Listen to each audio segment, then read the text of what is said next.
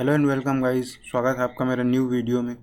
So guys, आज के इस वीडियो में हम जानेंगे कि हम ट्रेंड को कैप्चर कैसे करेंगे। ठीक है, ट्रेंड अगर कोई ट्रेंड है, जैसे ये ट्रेंड है, ठीक है, तो ट्रेंड को फॉलो अप वे में कैसे कैप्चर करते हैं। ठीक है, कैसे ट्रेंड को आइडेंटिफाई करते हैं और कैसे कैप्चर करते हैं। ठीक है, जैसे मेरे साथ क्या होता था, मैं आपको एक सिनेरियो बतलाता हूँ। ठीक है, जैसे एक पर्टिकुलर एरिया रहता है। ठीक है, जैसे ये एक एरिया मान लो, मैं इसको थोड़ा सा मार्क कर देता हूँ। ठीक है, जैसे यहाँ देखो, ये एक रेजिस्टेंस वाली एरिया हो गई है। ठीक है, ये रेजिस्टेंस वाली एरिया, तो प्राइस फिर से अगर इस रेजिस्टेंस वाले एरिया पे जाता था ना, जैसे यहाँ से आया और फिर से इस रेजिस्टेंस वाले एरिया पे जाता था, तो मैं यहाँ पे क्या देखता था, मेरे को यहाँ से सेल करना है, ये मैं सोचता था। ठीक है, मेरी थिंकिंग ऐसे चलती थी। अगर बाइंग ट्रेड में रहता था ना, फिर कोई रेजिस्टेंस के पास चले गया तो मैं वहाँ से सेलिंग करने के बारे में सोचता था। कहीं सपोर्ट के पास चला गया तो मैं डायरेक्ट वहाँ पे बाइंग करने का सोचता था। भले ही वहाँ पे कोई बाइंग का सेटअप बने या ना बने, मैं हमेशा वहाँ पे क्या करता था, बाय करने की ही सोचता था। ठीक है, और कोई रेजिस्टेंस के पास चले गया, जैसे यहाँ पे रेजिस्टेंस के पास आया, तो मैं यहाँ पे क्या करता था, हमेशा सेलिंग के बारे में ही सोचता था। ऐसा मेरा माइंडसेट हो गया था। तो मैंने फिर थोड़ा सा सर्च करना चालू किया, इसके बारे में थोड़ा रिसर्च करना चालू किया। और जब मैं सर्च कर रहा था तो मुझे एक सर हैं जिनको आप लोग जानते होंगे, मेरे को लगता है, आई थिंक। अगर नहीं जानते होंगे तो सर्च करके उनका वीडियो देख लेना, वो काफ़ी अच्छे से एक्सप्लेन किए हैं उस चीज़ को। The trade room, Mayank sir को आप लोग जानते ही होंगे, द ट्रेड रूम वाले हैं। ठीक है, तो उनका एक मेरे को सेटअप मिला। कौन सा सेटअप?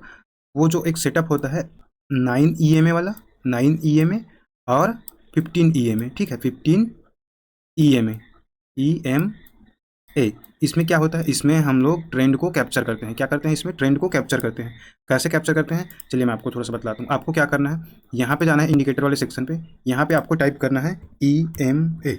ईएमए, यहाँ पे आपको ये वाली मिल जाएगी। ठीक है, मूविंग एवरेज एक्सपोनेंशियल, आपको यहाँ पे क्लिक करना है। मैं पहले से लगा के रखा हूँ इसको। ठीक है, उसको आपको 2 बार क्लिक करना है, 2 बार उसको ऐड कर लेना है। दोनों बार ऐड करने के बाद क्या करना है, आपको यहाँ पे सेटिंग में आना है। सेटिंग में आने के बाद आपको क्या करना है, यहाँ पे उसका कलर चेंज कर लेना। थिकनेस को बढ़ाना चाहते हो तो बढ़ा सकते हो। ठीक है, पहले तो मैं इसको ऑन कर देता हूँ। ये 15 ईएमए है, ये 9 ईएमए है। ठीक है, अब इसको यूज़ कैसे करते हैं ये आपको मैं बतलाता हूँ। ठीक है, जैसे एक ट्रेंड, ये देखो, जैसे ये वाला एक ट्रेंड है। ठीक है, यहाँ पे प्राइस क्या हुआ, फ्लैट हो गया। यहाँ पे प्राइस फ्लैट हो गया। फ्लैट हो गया इन द सेंस, यहाँ से प्राइस डाउन आया, डाउन आया, डाउन आया, यहाँ पे क्या हुआ, प्राइस फ्लैट हो गया। फ्लैट होने के बाद क्या होगा, ये इधर डाउन साइड ब्रेक करेगा या तो अप साइड ब्रेक करेगा। तो ये जो मूव है, ठीक है, ये जो मूव आ रहा है ये वाला, इसको कैप्चर कैसे करेंगे हम लोग। जैसे ये अब जा रहा है तो इसको कैप्चर कैसे करेंगे। कई लोग क्या होते हैं कि यहाँ ट्रेड लेते हैं, एकदम शॉर्ट टर्म में निकल जाते हैं। जैसे मैं ही स्कैल्पिंग करता हूँ तो शॉर्ट टर्म में मैं एकदम निकल जाता हूँ। ठीक है, सो मैं सोच रहा था कि मैं इसको थोड़ा सा होल्ड करने की कोशिश करता हूँ। ठीक है, तो इस मूव को कैप्चर कैसे करूँ मैं, तो मैं उसी को ढूंढते ढूंढते मेरे को ये सेटअप मिला। ठीक है, सो अभी हम लोग देखते हैं कि इसको यूज़ कैसे करते हैं। जैसे देखो, यहाँ से देखो, ये प्रीवियस टाइम का सपोर्ट था। और पहले मैं क्या सोचता था कि सपोर्ट पे आ गया, अच्छा सर चलो बाय करते हैं, क्योंकि सपोर्ट पे आ गया है। सपोर्ट पे कोई से भी पैटर्न बना, वहाँ मेरी थिंकिंग बाइंग की ही आती थी। बट अब ऐसा नहीं है। ये सेटअप मिलने के बाद मेरे को ऐसा लगता है कि अब मेरी अंदर में काफ़ी चीज़ें चेंज हो गई हैं और काफ़ी एक्यूरेटेड डाटा मिलने लगी है। ठीक है, सो आप भी इस चीज़ को यूज़ कर सकते हो। आपको क्लियर अच्छे से समझना है तो आप द ट्रेड रूम सर का वीडियो जाके देख सकते हो। मैं पूरा क्रेडिट उन्हीं को दूंगा क्योंकि ये उन्हीं की वीडियो से लिया गया स्क्रिप्ट है। ठीक है, सो अभी देखो यहाँ पे क्या हुआ, यहाँ पे देखो प्राइस में एक बिग बार आया। बिग बार आने के बाद यहाँ पे साइडवेज हो गया प्राइस। अब साइडवेज का साइन क्या होता है, साइडवेज का साइन होता है कि यहाँ पे अगर बार आया है प्रीवियस टाइम पे, तो ये जो एरिया है ये सेलर के लिए कौन सा एरिया है, ये सेलर के लिए इंपॉर्टेंट एरिया है। क्यों, क्योंकि ऑलरेडी सपोर्ट के पास है प्राइस। प्राइस ऑलरेडी क्या है, सपोर्ट के पास है। अगर इसको जाना रहता है डाउन साइड, तो यहाँ से ये बिग बार बना है, यहाँ से बायर को क्या किया है, बैठाया गया है पहले ट्रेड में। ठीक है, तो यहाँ से सेलर के पास एक अपॉर्चुनिटी थी कि प्राइस को यहाँ से तुरंत फॉल कर दें और इनका भी एसएल खा ले। जो अभी एंट्री किए हैं, जो यहाँ पे बिग बार बना है, इनका भी एसएल तुरंत खा ले और यहाँ से प्रीवियस टाइम का सपोर्ट था तो प्राइस लोअर लो बनाते हुए डाउन साइड चले जाता है। यहाँ पे क्या था, सेलर के पास एक अपॉर्चुनिटी थी। ठीक है, अब यहाँ पे सिनेरियो क्या बना, यहाँ पे प्राइस ने होल्ड किया, अपने आप को होल्ड किया इन द सेंस यहाँ पे सेलर की स्ट्रेंथ नहीं दिख रहा है। ठीक है, सेलर का स्ट्रेंथ नहीं दिख रहा है। उसके बाद से एक बिग बार कैंडल आता है फिर से।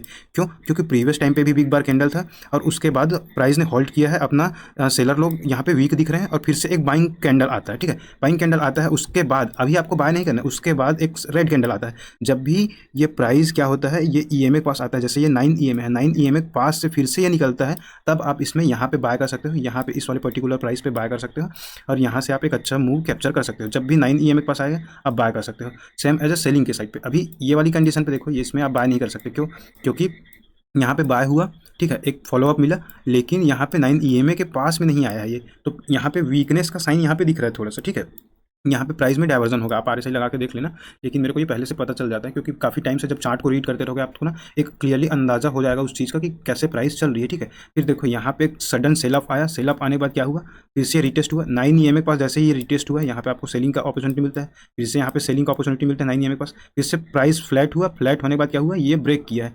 ब्रेक करने के बाद जब ये निकल रहा था तो आप यहाँ पे बाय कर सकते हो सकता है कभी कभी आपका SL भी हिट हो, बट बहुत सिनेरियो में ये वर्क करता है, ठीक है। सो ऐसे ट्रेंड को फॉलो अप कर सकते हो आप, जैसे ट्रेंड रहेगा उसको कैप्चर कर सकते हो। जैसे देखो यहाँ पे क्या हुआ है, प्राइस आया, ठीक है, यहाँ पे 9 EMA पे भी रिजेक्शन लिया, प्राइस फॉल हुआ, ठीक है, प्राइस ऊपर गया है, यहाँ पे एक बिग बार कैंडल बनाया है 9 EMA पे, यहाँ पे फिर से रिजेक्शन लिया है, यहाँ पे फिर से फॉल हो गया है, ठीक है। देखो जितनी बार 9 EMA के पास जाता है उतनी बार ये फॉल हो जाता है, ठीक है। और एक बोनस चीज़ आपके लिए क्या है ये पता है आपको, कि जब ये 9 EMA और 15 EMA का क्या है, 15 EMA एज अ रेजिस्टेंस और सपोर्ट वर्क करता है, ठीक है। यहाँ से 9 EMA को जैसे ब्रेक कर दिया तो ये रेजिस्टेंस के रूप में काम करेगा, और जैसे नीचे में है तो ये सपोर्ट के रूप में काम करेगा। जैसे यहाँ पे आया देखो सपोर्ट के रूप में ये काम किया, ठीक है। अब जैसे ये दोनों EMA यहाँ पे क्या हो रहा है, गैप इसका बढ़ रहा है, ठीक है। तो गैप बढ़ता है तो प्राइजेस का भी बढ़ना, यहाँ पे प्राइस और काफ़ी डाउन होने की पॉसिबिलिटी होती है और काफ़ी अप होने की पॉसिबिलिटी होती है। जहाँ पे EMA के बीच में ऐसे गैप आता है वहाँ पे प्राइजेस का बढ़ने और डाउन होने की प्रोबेबिलिटी होती है। अब ये चीज़ों को आपको बैक टेस्ट करनी है आपके प्रीमियम के चार्ट पे, वहाँ पे आपको समझना है उन चीज़ों को, एक एक पॉइंट को आपको समझना है, ठीक है। यहाँ पे देखो जैसे कोई कैंडल आया, ठीक है, कैंडल आने के बाद